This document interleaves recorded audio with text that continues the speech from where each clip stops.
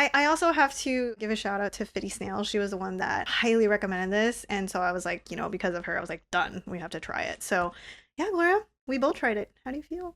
It's nice. It's very nice.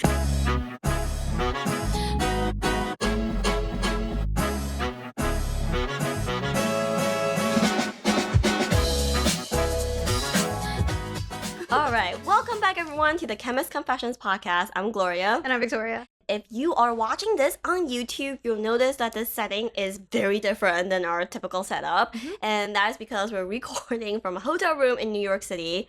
We're in town for Suppliers Day. And I just flew in, and it's a whirlwind, but we got to do it because we got to wrap up our 30 for 30 sunscreen series. So yeah, here we are. Yep, last episode we covered all the minerals we tested. So this episode we're going to go through all the chemicals we tested, and there's a lot. You guys also gave us a lot of great suggestions on what to test, but to be honest, it's 30 for 30. There's only 30 sunscreens in contention, and there's so many good ones to test. I was just gonna say, also, we had a few that fell through the crack because they just never came through. It sounds like there's some weird crackdowns going on, but if anybody's trying to order sunscreens from Style, it hasn't been great, and I still haven't got mine. So, we will definitely review those when they get in, but we did have to replace a few. Yeah, so some of the categories we cover in the chemical realm, we have drugstore, so things like Roche-Posay, Prequel, and even more commonplace drugstore brands like Banana Boat and Copper Tone. And then, of course, we have to look at all the K-beauty sunscreens that's come up with their US versions to see if it comes close to their international formulas. And outside of this round, we also decided to pick up a few more expensive sunscreens to see if it's worth the price tag at all. So yeah, we're super excited to dig through all of this with you guys. But before we get into the results, how we feel about each sunscreen, we have to do a super quick recap on the Pavis UV camera that we've been using for these tests. In case you missed the last episode and jumped to a little bit more conclusions than we would be comfortable with, just note that these are very limited cameras. The UV cameras that you use on your phone, as you can imagine, is just kind of a proxy. It gives a very narrow, very specific wavelength of light, so it doesn't cover the entire spectrum that your sunscreen is supposed to cover. What we use it for is application. Sometimes we notice quirks with ourselves with missing spots and whatnot.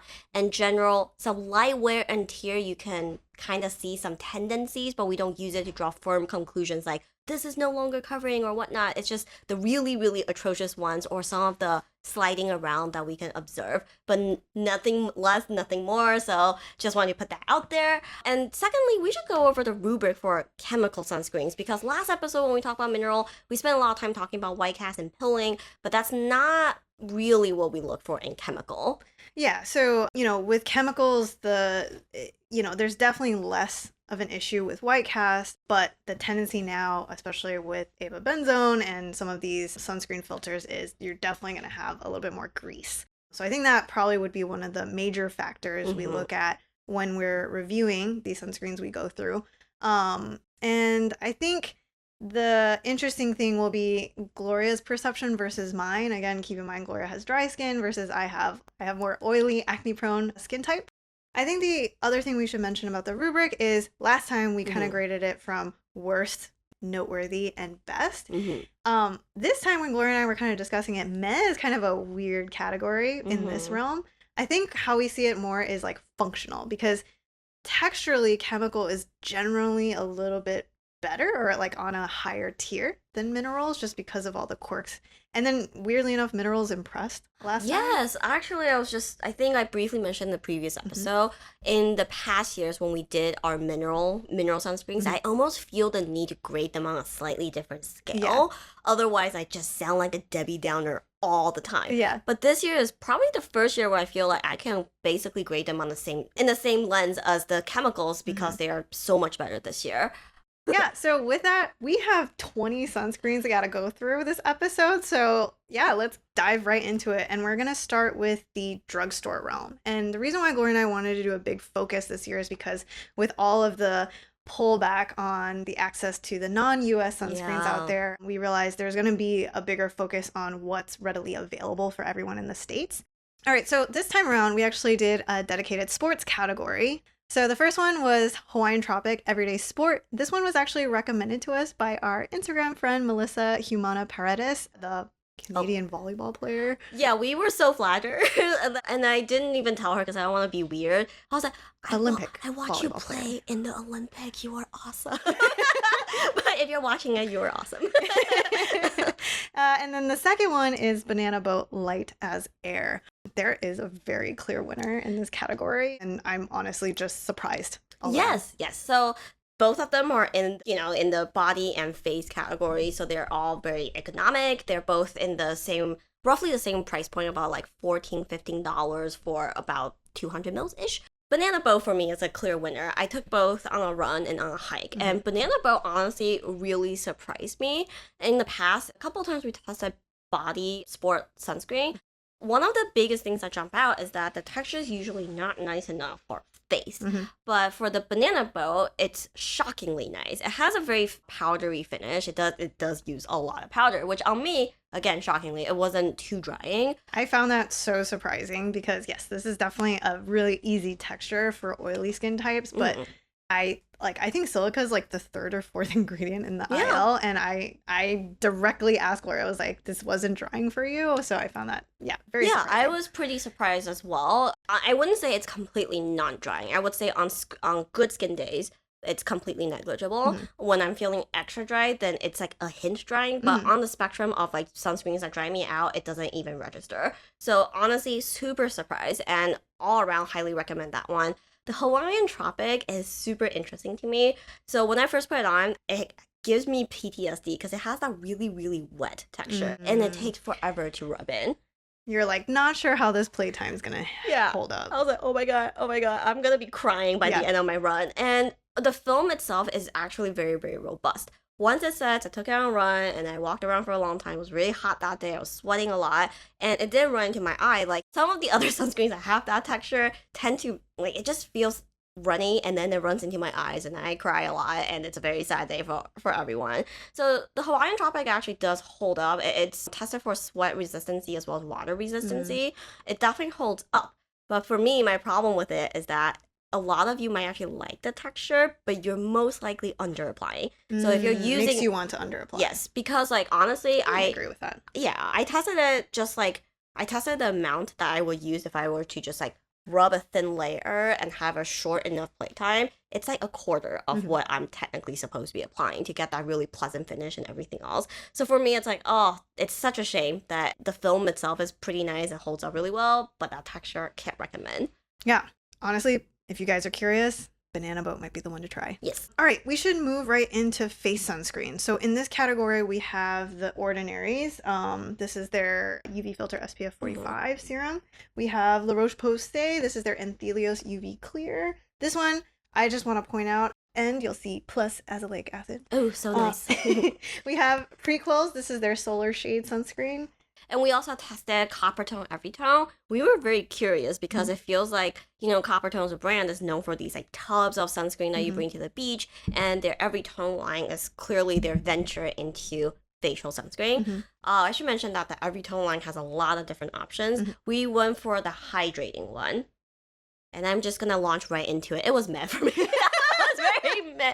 So to me, it's like, I'm gonna set the bar at Coppertone Everytone. That one to me feels like such a standard. Not even functional. It's meh. It's meh. It's like it's what you associate with chemical sunscreens. It's greasy. It sits a little heavy. On my dry skin, it's not the worst. It's like, I can make it work. But if you have options, then that's not the one I reach for. And if I think it's too heavy, Victoria is gonna punt it into the moon. So she saved me and let me pass on this one, so I appreciate that. But there's also one she let me pass on, and that was the Cicaplast Balm, which I was really surprised by.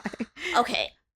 La Roche-Posay makes some of our favorite sunscreens. Yeah, have solid options, huge range of textures. Usually you can dabble in that brand and find something you like. Yes, and we have many a times in the past recommend products from their line. Anthelios is generally speaking a very reliable option to start with.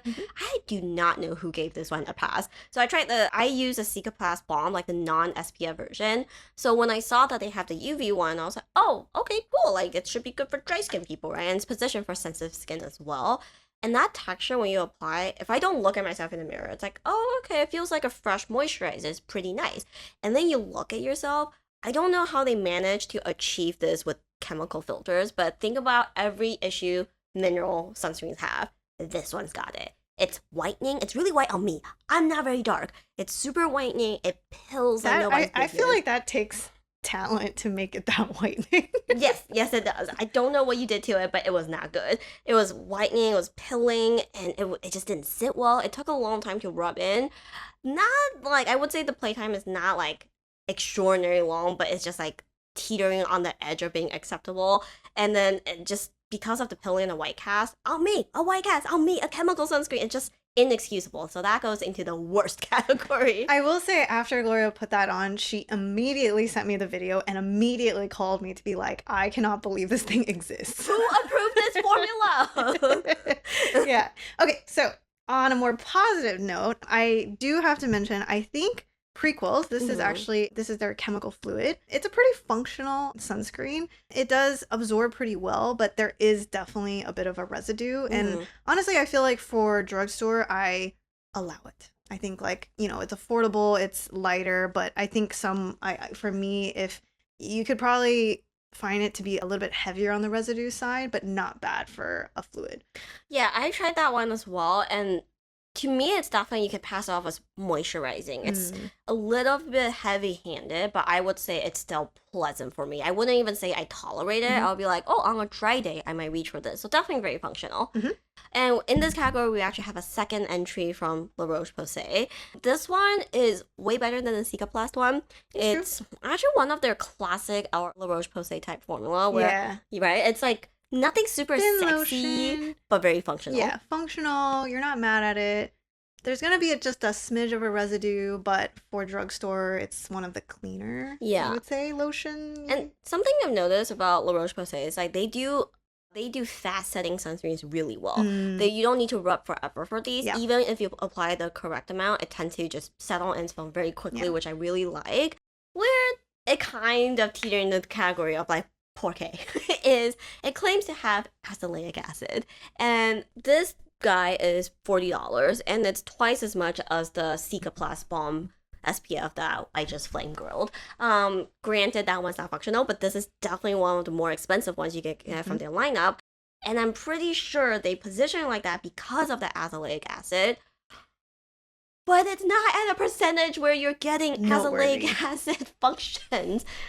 It's true. So we'll put the IL up for you guys to see. It falls after tocopherol, which is typically a sign it's going to be on a lower percentage. You know, if you guys refer back to some of our videos on azelaic acid, you know, even 10% concentration starts to get a little murky in terms of, are you actually getting benefits? So this is where we would recommend, like, if you're trying to buy a sunscreen, don't buy it for this specific claim of getting azelaic acid for your skin. And also, this is a great reason for a great product for us to showcase why we don't talk about and we don't promote active ingredients in sunscreens. Just let sunscreens be sunscreens and like whatever. Okay. Good sunscreen, but for the price actors, bad. So anyway. Gloria be mad. All right. So then we have a final one in this category, and that's the Ordinary. This one gets credit because it has the PA++++, the 4 pluses, which is the highest PA rating you can achieve or can label as. Okay, so this one I think I would have to qualify as just functional. Borderline might fall into meh. I think for the price point, it gets brownie points for that. But especially on me, something that we kind of noted when we reviewed this is that if you are one to like to extra glaze, this one will be a little bit more challenging. It is quite heavy in terms of finish, and so for me at least, like it can start to feel like a bit much, and it's like kind of not absorbing. It's almost like you've reached the limit of what your skin is going to handle. So that's the only quirk about this one, but I think, you know, for some people it can be quite functional. Yeah, I think for me on my dry skin, it still skews heavy for me. If this is on a spectrum, Prequel will be on the there's a residue, but I will classify as moisturizing. But the Ordinary is one step past. Is a little bit one step past. So it probably is more functional for you if you have very dry skin and if you don't layer other moisturizers or other products with it. That's a good point. Yeah. So with that makes up our Drugstore category. I will say I am surprised that when we launched into this category, I didn't expect to walk away feeling like Oh yeah, banana boat. That was my favorite sunscreen. Like it just feels like such an old school like sunscreen of your childhood that I didn't think I was It's a gonna sleeper, core sleeper. Yeah, I tried that. I was like, this is kind of nice. Yeah, I think why it stands out is because the finish is so much cleaner than a lot of these other ones. Yes. The funny thing is like because it's a water resistant sunscreen, it's positioned for face and body. I knew I was gonna take it on a run, but when I first got it, I was too tired to go around. I was like, oh, let me just try it on my face. Almost like not intending on using it as a face sunscreen. And then it's like halfway through the day, I was like, Samuel, that was a very nice sunscreen. So yeah, kudos to them. Yeah. Awesome. All right. And with that, we're going to take a quick break and then we're going to get into the mid-level price point sunscreens and some Asian ones. With sunscreen on our minds, it makes sense to wonder about sunscreen removal. Our Blank Slate Gel Cleanser is our gentle power cleanse that's been formulated to help remove daily sunscreen and simple makeup. Simply apply this non-fragrance, low-foam, thick amber gel onto a damp face. Massage on skin for 30 seconds and then wash off. A gentle one-and-done step vetted by our community 3 times to start off your skincare routine on the right foot. If you're curious to try Blank Slate, don't forget to use CC Podcast 2025 for 15% off your next order. People, we're back! All right, from the mid-level sunscreens. All right, so in this category, we have Ultraviolet's Supreme Screen. We have First Aid Beauty Hydrating Milk. This one's a new launch by them. Glow Recipes Dew Shield. This one we should note that has a slightly lower SPF of SPF 30. And then we also have Allies of Skin Invisible Sunscreen Gel. You'll note that I got the teeny tiny one because this one's kind of expensive. And I was like, I don't want to commit. Let me try it out first. This is another one of those silicone suspensions. So preface that you guys know this is not necessarily our favorite category of textures. So it makes sense we only got a mini here on this one. Yep. So I'm gonna kick off with category worst. We have a contender, and that is sadly the Glow Recipe Dew Shield. Man, SPF 30, I was thinking the texture has to be beautiful. I think that is the main reason why I put it here is disappointed. Yeah, no, that's exactly it. Is when we are not offended by lower SPF values, we're actually big proponents. If you have a texture you're willing to slather on, the lower SPF is whatever. So here I am, excited to try, SPF 30, this must be very refreshing and very light, right? And it's really whatever. So no interesting qualities and texture. It's just a simple fluid. It's just a fluid. It's a little, I would say it's a little creamier. It's not uncomfortable in application, but it has that it takes forever to rub in quality, which to me makes me feel like, okay, you're already a lower SPF, and the types of texture makes people want to under apply. Not great. And then the third thing that got me in the end is that as I was wearing it, it's definitely migrating into my eyes. So it's like slidey, which makes me feel like the film maybe isn't the most robust.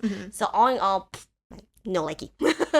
Yeah, and with that, we have one that actually falls into the functional to borderline meh category, and that is the Allies of Skin. I think Gloria and I are trying to be more open-minded about this category, but this texture was very interesting in that it is actually quite different in a way than your typical, like the typical Supergoop. Yeah, the typical Supergoop Unseen and all the dupes out there. This is going to be something a lot of people won't understand, but it has a silicone-elastomer texture versus like a typical silicone fluid where the way that you rub in, it's like that powdery jelly. It's almost like a makeup primer, but with more of a jelly feel. Yeah. So I don't know if it's because Gloria and I formulated it with that stuff too much that when we feel that, it's like, oh, that just feels like pure, like a single ingredient that I'm rubbing. But it's a strange texture for us, but maybe for others, like it's kind of a fun texture to apply. So I don't really know. I when Gloria asked me to try this one, I was surprised, and I also can kind of understand, like, yeah, this is a weird one. I couldn't figure out, is this because we work with this material? I don't know if it's because we're formulators and we work the material too closely that it kind of skews our opinions. Yeah, so I tried this one first and I was like, I don't like it. But then again, I've never been a fan of this texture, so that's why I recruited Victoria and trying to. I also polled you guys on whether or not you like this like kind of makeup primer type texture, and it's about as polarizing as we think. About half of you are like, no, but then a quarter of you are like, yes, hell yes. Yeah. So it's just like, it's one of those things, like if you like this texture, then it might be worth a try. I should point out that this Allies of Skin one, it advertises active ingredient, so it's even more expensive per fluid ounce than the super goop I'm seeing. So to me, good thing they sell this mini. Try it out. It's kind of in the same category super goop I'm seeing, but it's different. The only way I can describe it is that the film feels very separated from skin. It doesn't rub down all the way. So it has like a glidey McGlidey-glide texture. No, that's a great point. And so I should mention for everyone that this clocks in at $45 per 50 mils. Mm-hmm. And then the other thing, yes, that I totally agree about this one is that I think for me, it never fully absorbs. Mm-hmm. Like it kind of just like sits on skin. So yeah, I think the way you describe it as like it feels like you're always aware of an outer layer on your skin is kind of funky. But you can see like the way it dries down, it actually dries down really matte. Yeah. And it looks like a gel, like you're perceiving it. It looks kind of like a water gel, but it just kind of keeps going. Yeah. It's still rubbing. It's not absorbing. So I don't know if it could just be our skin, but yeah. Yeah, so this is why this is in that it's kind of meant for us, but it is functional, and we recognize this texture is very polarizing. If you like this kind of textures, it might work very well for you, but for us, it's too silicone-y. Yeah. So meh, functional. With that, let's get into some of the good ones we have. We actually found that the ones we would consider these the best of the categories. So the first one is definitely the Ultraviolet Supreme Screen SPF 50. All right, I have to say though, it's a good texture, but I think it got hyped so much on social media that I was slightly like, okay, it's good, but maybe not as good in my head that as I thought, it was going to be. So it does look tinted, but I think it doesn't really provide any payoff. I think on my skin, I was rubbing it. It almost gives you an illusion of like there is like some sort of skin betterment, like sheer. Yeah, but not coverage. Yeah. So, but I think what's really nice about this is the absorption isn't bad, and then the finish, even though there is still a film, I think this is kind of one of those that fall into the feels more hydrating than actually like greasy, heavy, yucky. So definitely more elegant. Yeah, so even for like my oily skin, I didn't mind that. But yeah, I think overall this one is a good choice. I think you guys might see there's a little bit of a pigment, but it's not a lot. I think in real life, I think the camera kind of magnifies that just a little bit. Yeah. In real life, it looks even more natural. So it's like, definitely a bit of a sheen with lighting. So that's the ultraviolet. I also have a recommendation for the best in this category, which is the Paula's Choice. I actually really like Paula's Choice's Resist. This is their Youth Extending Daily Hydrating Fluid. The name's really hard to remember. It's that dusty blue tube that comes in. I have nothing bad to say about this one. It has a bit of a residue, and I think on the scale of prequel to what else do we mean? Prequel, ultraviolet. It's kind of in between a prequel and ultraviolet where it's hydrating on me. There's a residue. It's not as elegant as ultraviolet, but it's almost cleaner. It's a very weird feeling. It has a bit of a tackiness to the film. So it's a different kind of finish. Yes, exactly. Yeah. So it has like a stick. So these have a glidier finish. That one is more like it just kind of sets, but it's not uncomfortable. So some people might think, oh, it's a little tacky, but I don't mind it, and I think generally very clean. The playtime is on the short side. So everything I like about it. In my 30 for 30 video, I wound up knocking 2 stars off of it. One, because it smells really weird.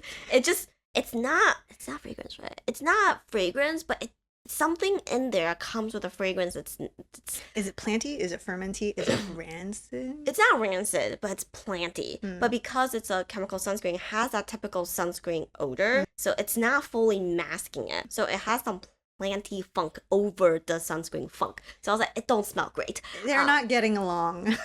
Something is inviting there, and I don't like it. So that's one, but I can get over the smell. And the second one is that I don't think the packaging is great. It's a tube with a long thin nozzle, but the formula is fluid. So when you squeeze it, there's like resistance. There's almost like pressure because it's not really meant to squeeze out a formula that thin. And then when it goes like everywhere, which maybe promotes applying the right amount. I don't know. But either way, I think the formula is actually super well done. Yeah. That covers our middle of the road price point in terms of chemical sunscreens. We're going to take a quick break and then get into some Korean gone US sunscreens and our most expensive sunscreen after the animal fun fact. All right, guys. Today, it's a long episode, so I picked a very, very short animal fun fact just to, to have some fun.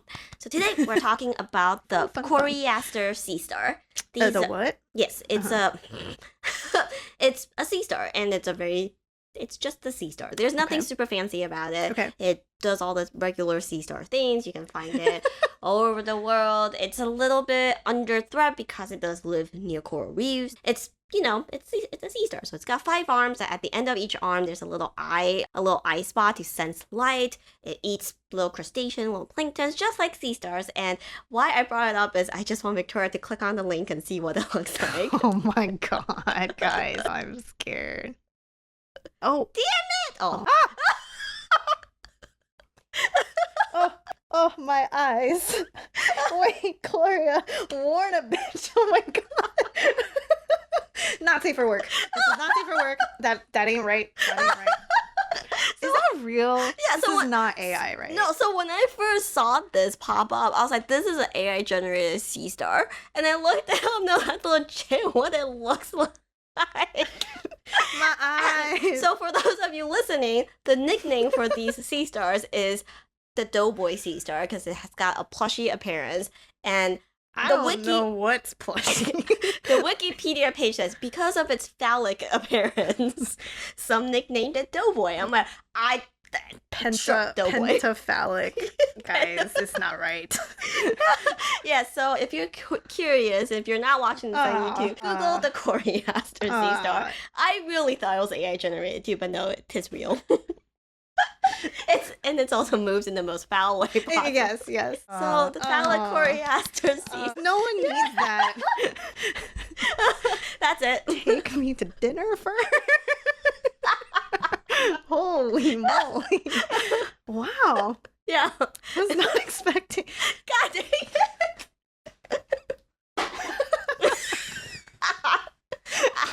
I hope AJ has fun editing this one. Sorry. So, yay! I'm sure there's a whole category of weird phallic-y looking animals, but this one, I don't think anything could top this one. Can I just say, while Gloria was putting the final touches on this episode, you just hear like tee hee hee, like. I got it. You only know just fear. What could she have found? Okay. Yay. But anyway, we're back, and we have to talk about this category. I think pricing-wise, this generally falls in the same price range as most drugstore sunscreens, but we pull it out especially because I think it's definitely its own category, which is Korean brands gone US filters. There's a lot of these. We talked about a little bit about sunscreen drama a couple episodes back about how it's harder and harder to get international filters in the US. Yeah. So a lot of K-beauty brands has taken off in the past couple of years for their international formulas. Are like, fine, we'll make it with US filters then. So yeah, we picked up a bunch of these. We got the Nua, the Beauty of Joseon, got the Elba. And then one that's kind of out there is the Turtur. Yep. This is their cushion SPF. So popular now, so we had to give it a try. Also because we really just wanted to know how much would we actually apply on our face. Yes. Refer back 2 episodes ago where we talked about application, where there's a study that seems to think that people use half of the amount of foundation compared to sunscreen. So we're like, that number still seems high, but we'll test it out. But anyway, we'll get right into it. Right off the bat. These are not the same as your Korean sunscreens, Natty Bay Glows. We're just gonna put it out there. Shame. Yeah, so if you get these thinking like, oh, well, at least they made it with like a US version. Yeah. Thinking that it's in that same neighborhood of texture, it's not. Curse you, Ava Benzone. Curse you. Yeah, it's just like, I feel like if any of y'all who are not chemists and you're curious about how much plight Ava Benzone gets you, just pick up a Korean version of these sunscreens and test out the US version. I have a newer one, which for the showcase, I'm only gonna do a very thin fingerful.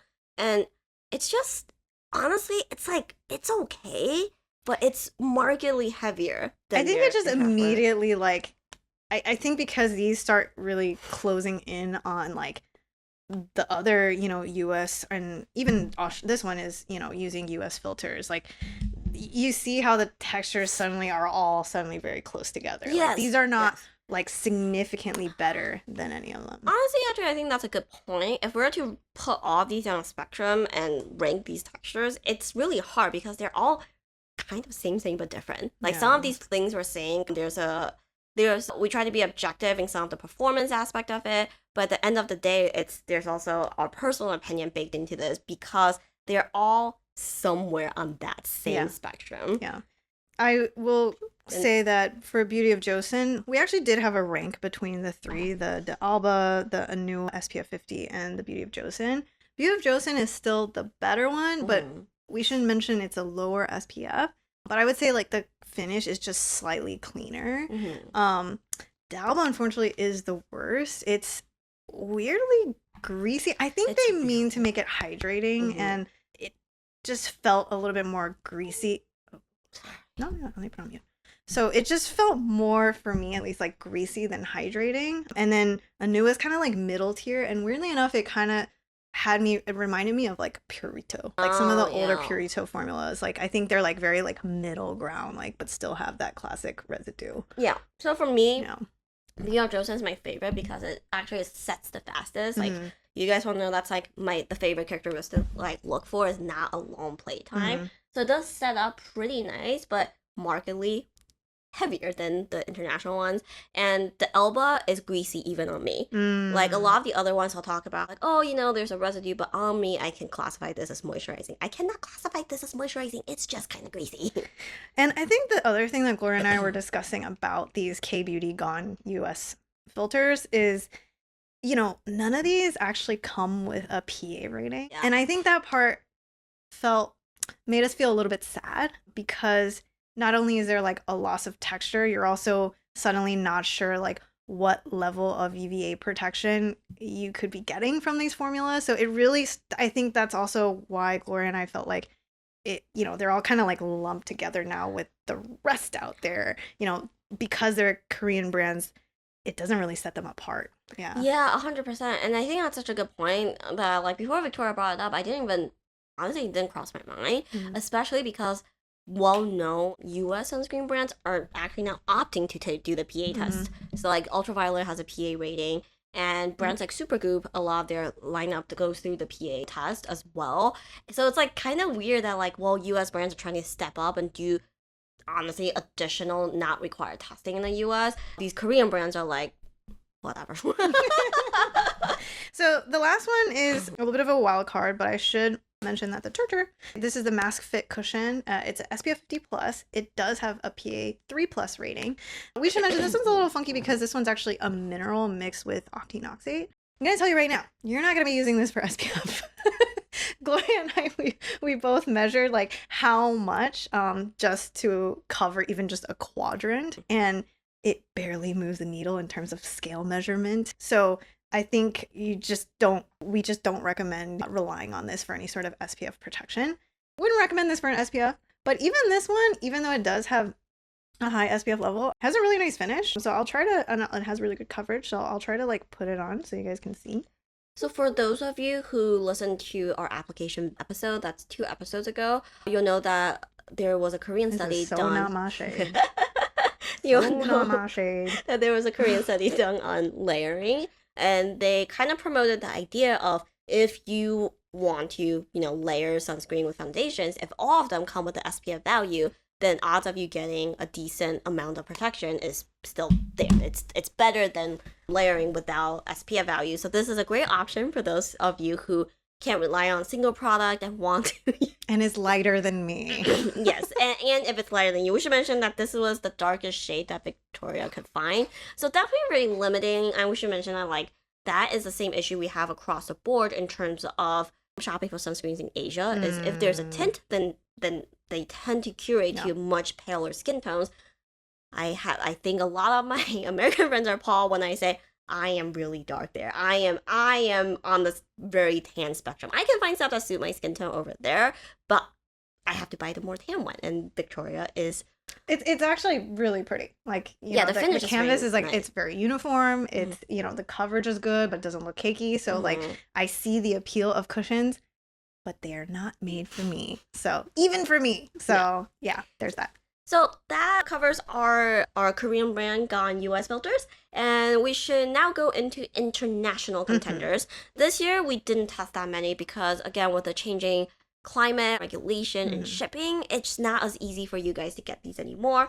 In this category, we have Bior's Aqua Riche again, but this is the cooling version. Listen, guys, even for me, when pick up stuff in Asia, I am so confused between the names because they are all called Aqua Riche, and the only way you can tell them apart is through the packaging. So they call this a limited edition cooling version. Is it cooling? I don't know, but it's pretty nice. Yeah, I honestly, there's not a lot to talk about. This is good. It's honestly the same formula, but with a cooling aspect. It's not super strong, but it adds to the freshness, I think. So yeah, it's always a good one if you can get your hands on it. Yes. I do really want to talk about this other one that Gloria gave me, which is the Bior UV Apholism spray. We should mention that we tried their regular, like, the fluid that comes in a bottle, and the line holds up like incredibly well in sport and beach conditions. So we were really impressed. So when I saw that they have a spray now, I was like, oh, I have to give it to Victoria to try. Don't ask why I didn't try it myself. I was like, Victoria could try this. So I feel like we've done enough videos. After this one, we have done enough videos showing why, the general guideline is to have them like spray it on hand and rub. This one has a really, I'm guessing, a really high alcohol content because upon spraying, immediate eye burn.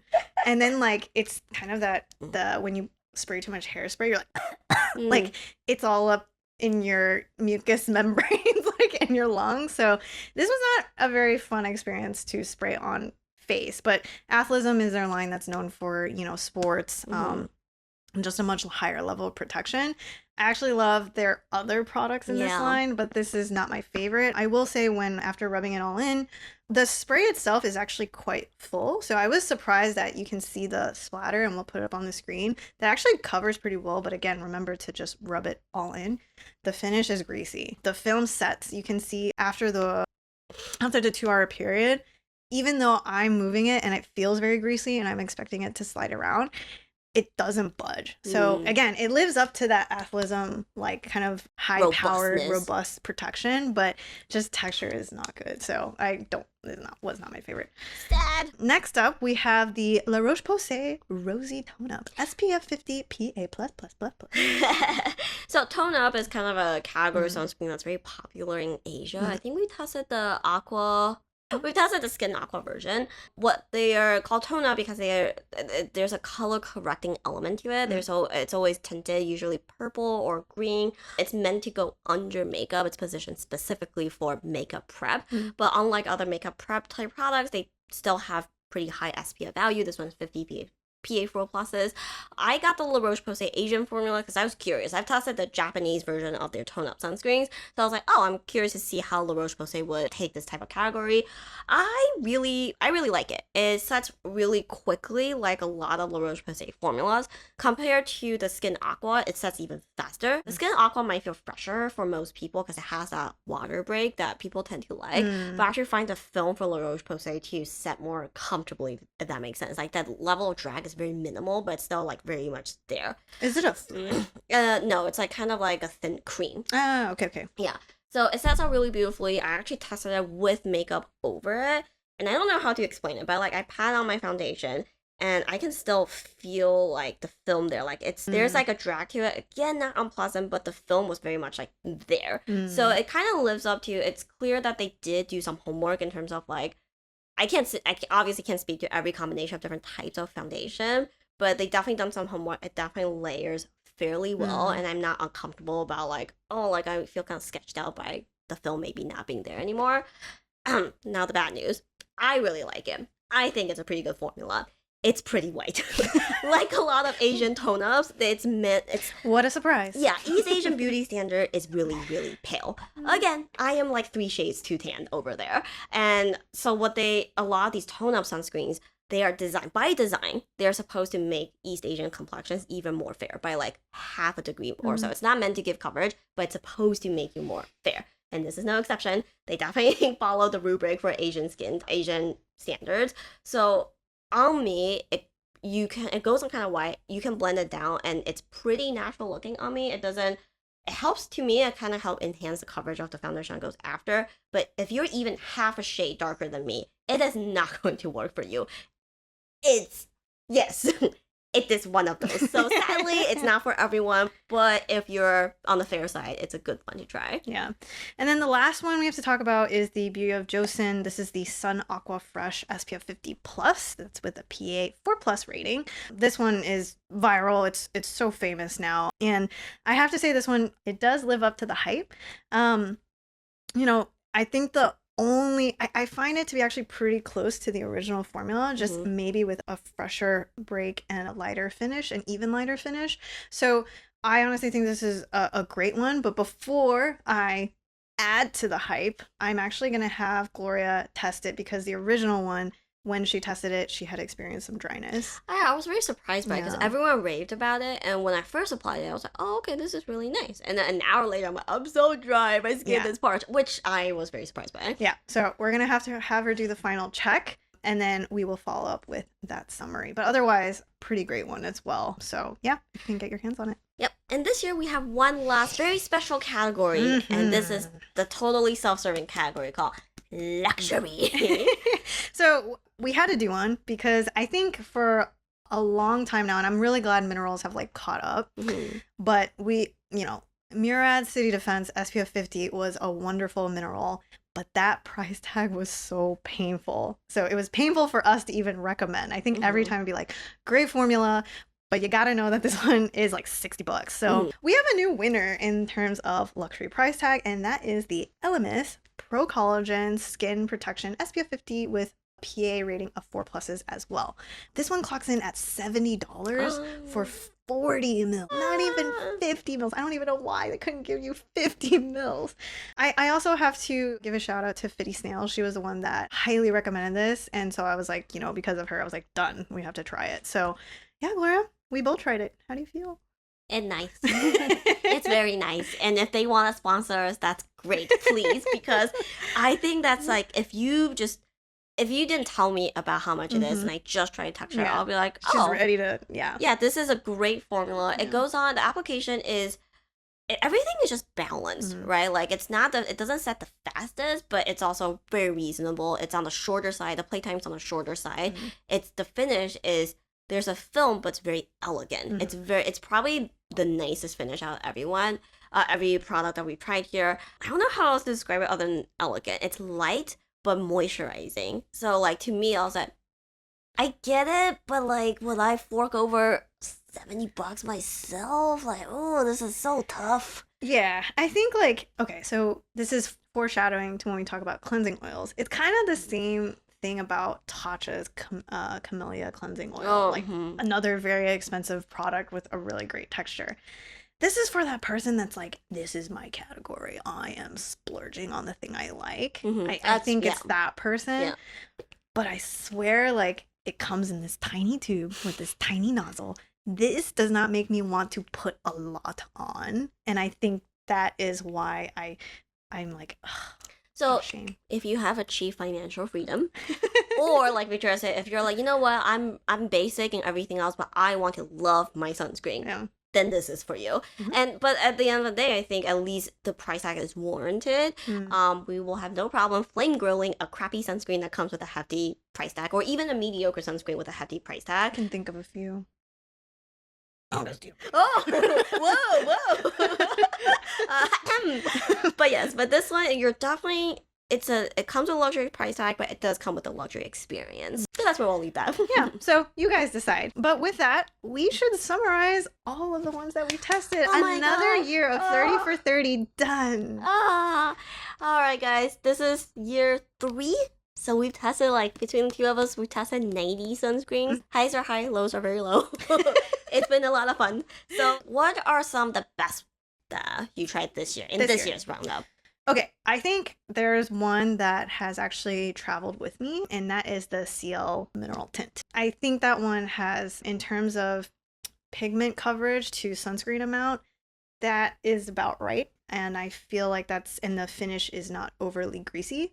So I was honestly really impressed with that in terms of the tint category.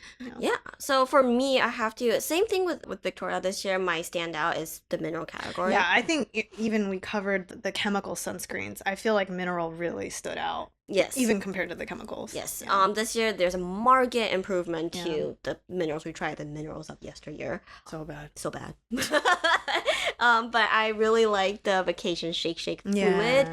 Super cute packaging. I really actually appreciate it. I kind of like the Jolly Ranchers scent, but honestly, it's a very solid formula all around. It lasts well. It's not drying on me. It's one of the few minerals that outside of what we do in terms of testing sunscreen, I will bring it with me. I will use it.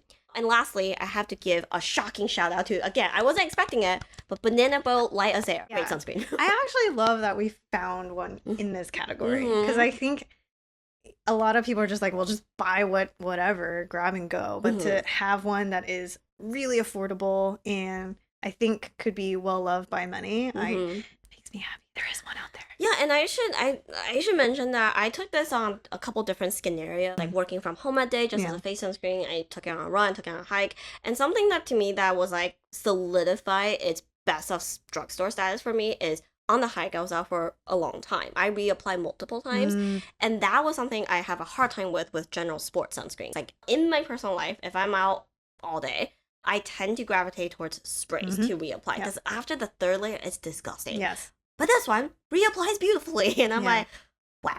Yeah. Blown away. No pilling. No pilling. No pilling on reapplication. I didn't feel the need to like wipe off and reset until like the fourth layer. That's awesome. Yeah. So I probably would not have guessed. Yeah. No. That we would be recommending 2 minerals and a drugstore one. Yeah, this year was the year of the surprises. But I have to say for 2025, most of them are actually pretty solid. Yes. Pretty functional. Yes. So that's good. Well, at this point, we've tested now 90 sunscreens. Gloria and I decided that maybe we should talk about our best out of the 90. And we thought we could play a fun game where we will count down and then we'll say the one that we think is best. And we have 3 categories, and it's going to be US best, is going to be non-US best, and it's going to be best mineral. Ready? All right. 1, 2, 3. LRP UV immune. We did not. This was not scripted. We're not paid by La Roche-Posay. You should pay us. Also, we just flame grilled 2 of their products. Oh, I'm surprised. Yeah. Oh. Yeah. Because I think like universally, I was thinking like easiest application, very inoffensive. Yeah. Easy break, like I think of like the residue cleanest. Yeah, super clean, and like on some level, it's like almost boring. It's like kind of a non-sexy formula, but it's so non-sexy and so boring that you kind of forget that it's there, which is the hardest thing to achieve with sunscreens. And this is without taking into account of like their special new filter, more coverage, yada yada yada. So yeah, I'm actually surprised we both said that. I thought for me, close second would be other international. Sadly for US brands, it's just like Biore, Aqua Rich, and that whole lineup is always very pleasant, top of the list. I the Asian ones were definitely there, but I think like when I think of just cleanest texture, I think that one still really stands out. Yeah. So I'm surprised. Me too. We really didn't. We didn't talk about both this skin at types all. agree. Yeah. And we were definitely not sponsored by La Roche-Posay. Well, I have to ask, all the ones we just talked about that we thought is worth mentioning across the 90 some odd are all international ones. In terms of the US approved sunscreens. I will say this year, very pleasantly surprised by minerals, I think. And the minerals of yesteryear, I just want to tell you guys can find our old tests on our website and whatnot. Take like the number system with a grain of salt. A lot of times it's kind of like compared to each other. Yeah. I will say this year's minerals is definitely markedly better than the previous years. Yeah. Even though the previous year there are ones that's like got pretty decent scores, but it's like compared to each other, this one was my favorite. But like this year's is like definitely better. So that's where I feel about minerals. Now, the U.S. chemicals is really difficult for us to talk about. So, Gloria and I actually spent like 10 to 15 minutes actually talking about the problems of like picking a good chemical. And I think for us, the problem is that they, weirdly enough, despite the texture being as a whole better than minerals, the chemicals still, each of them have their quirks. Yeah. Like, well, think about it. Honestly, I do think the Elements one is probably the closest to best texture you'll get. But the problem is the price. And then you get to ones that have pretty solid textures, but they all have a quirk. The residue might be too greasy. One might lean a little, one might be too shiny. The playtime is a bit too much. Like they all have a funky quirk. And that is just the problem of US filter. So for Gloria and I to say, is there one that reigns supreme? We actually couldn't come to a clear conclusion. Yeah, so for me, I was going to say banana boat light there because I just spent half the episode raving about that because price for what it is, functionality, great cover, checks all the boxes. Is it like the best, like most sexy, elegant texture? Not really. Are you gonna enjoy like in terms of putting it on your face compared to others? There, you might find one that you like more on face. Yes, exactly. Yeah. And then we spent some time reviewing all the other ones we tested. And a lot of times, like, Victoria asked me, "Oh, what did you think of that one?" I was like, it was okay. Yeah. What about that one? It was okay. And it turns out like all the ones that were passable or decent or functional, we at the end of the day still just felt like it was okay. It's hard for us to like amongst the batch, like the 30 as a batch, of course there are ones where like, oh, this one's like the best out of these 30. But if you're looking across 100, for us to slap a label of best on it, it was just hard for us to do for any of it. Yeah, so with that, I apologize for not giving you guys a clear answer in terms of the US sunscreens realm. But I definitely want to give kudos to any brand that uses US sunscreens that provides a PA rating. I'm starting to appreciate this more and more and almost feel like it's an expectation of mine now. And I think it just provides one level of extra of transparency that is so necessary compared to a very archaic labeling of broad spectrum. So I think, as you guys are shopping for, a chemical sunscreen, like that is something that I gravitate to when I look at the label. But otherwise, we really hope it's been helpful for you guys as we talk about the textures, the quirks that we picked up on. And ultimately, we hope you really enjoyed the 30 for 30 series again for the third year. Who knows if we'll do it again next year? Every year at the end of it, I no more, my face is they tired. And then the next year, it's like, there's so many new launches. Yeah. People are still searching. And us, the conclusion of the show is there's more work to be done, especially if we are still stuck with the same set of filters that we are stuck with in the US. So, let us know what you guys think. Let us know your opinions because, at the end of the day, we're two people, two faces. We have our own opinions. Yeah. So your comments on what you like can really help someone else out in the community. So stay tuned. We're taking a fat break from Sunscreens. We will see you guys all next week. Are we taking a break? When it comes out. We'll see you guys sometime in the near future. We'll see you guys next week. Bye guys.